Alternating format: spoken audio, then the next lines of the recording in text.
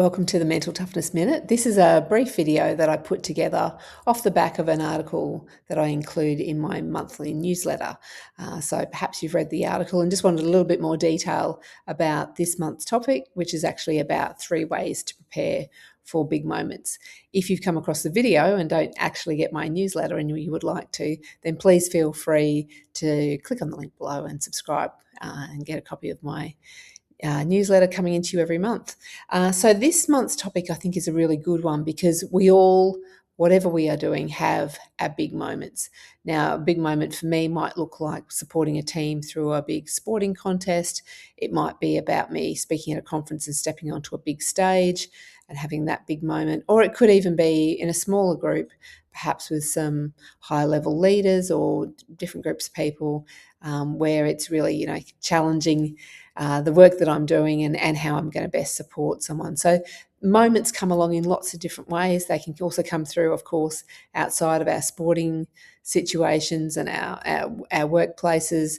We might find it in our family lives. We might find it in community groups. We might find it in the hobbies and things that we have. But the big moments resonate for most people. So what are a couple of things that you can do just to get you a little bit, I guess, in the groove for the big moment and to kind of calm down the nerves a little bit if they're present, so that you're thinking clearly and you can make the best decisions and actions in relation to what it is that you're going to be doing.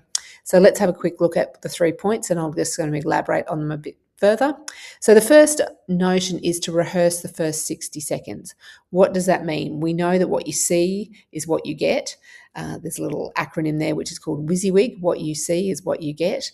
And those who've worked with me will know that I like to add an extension on that, which is WYSIWYG, which is what you say is what you see is what you get. So we know it's really important to visualize ourselves, anticipate ourselves, imagine ourselves performing well. So if I was doing it about a presentation, I might actually spend some time visualizing myself in that first minute of the presentation.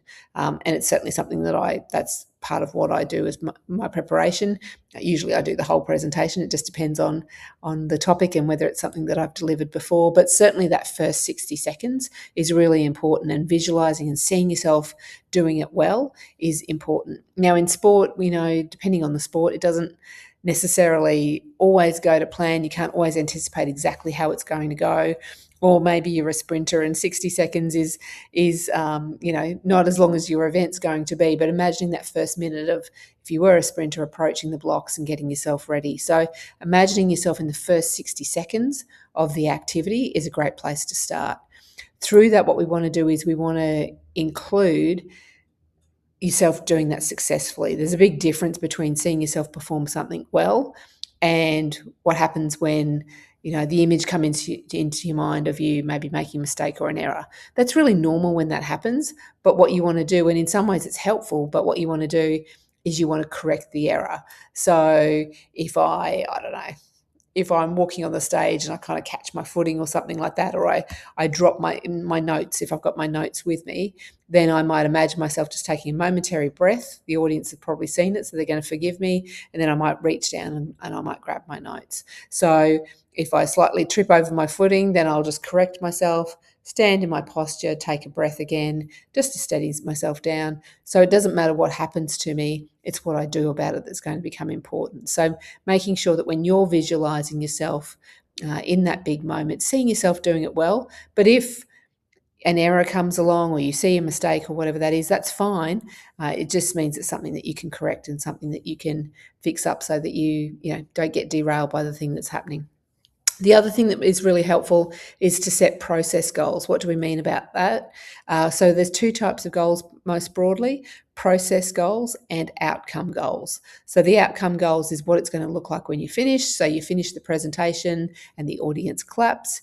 You finish the sporting event and you win and everybody cheers, whatever the thing might be. You finish the exam and you know that you performed well. So those are the outcomes that we seek.